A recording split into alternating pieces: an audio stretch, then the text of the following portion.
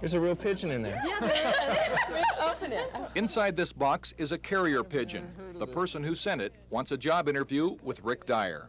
I have never seen anything like this in my life.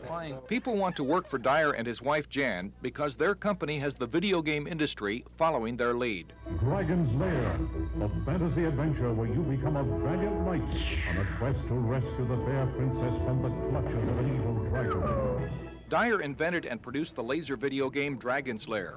He just introduced the follow-up, Space Ace, that promises to duplicate the financial bonanza of Dragon's Lair, which had $30 million in sales in 40 days.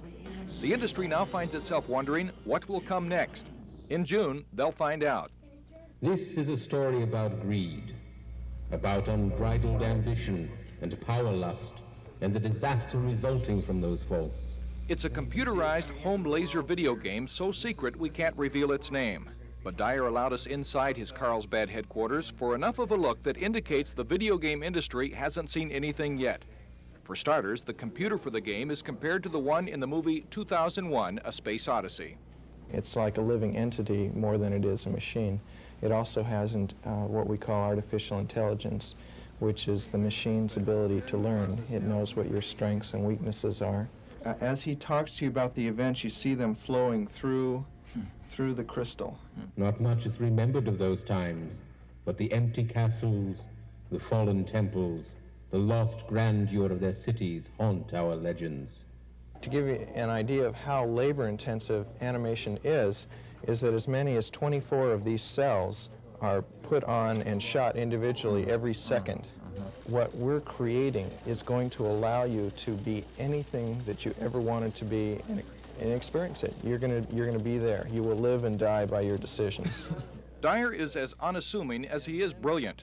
Several times he caught himself telling us too much, a bit like a father bubbling over about a newborn child. I'm being awfully trusting. I guess I haven't had enough media exposure. I haven't been burned yet.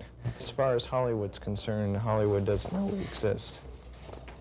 That's the way we'd like to keep it.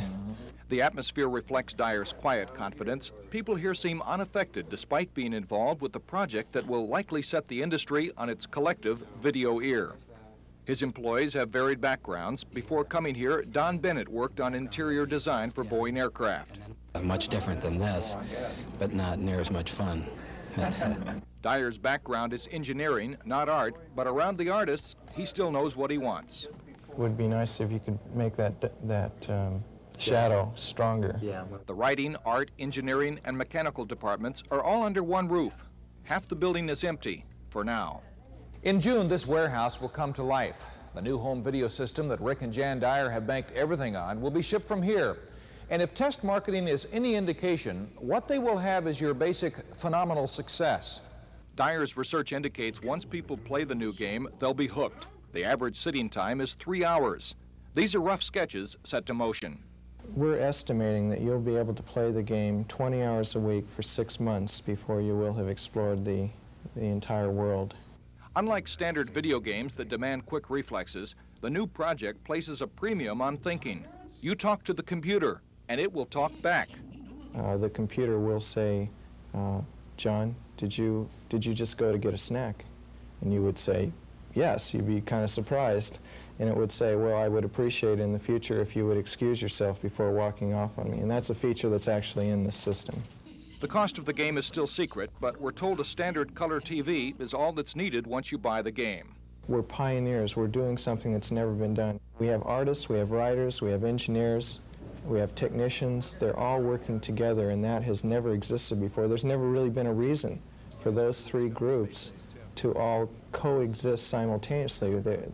What we're really doing is combining art with science. My wife and I, as you probably can guess, are gambling everything we own on this, so it's kind of scary, but that's the sort of thing that makes you want to succeed. Dyer recalls another person starting that way, a man who had everything under one roof and did pretty well. His name was Walt Disney. John Calia, News 8.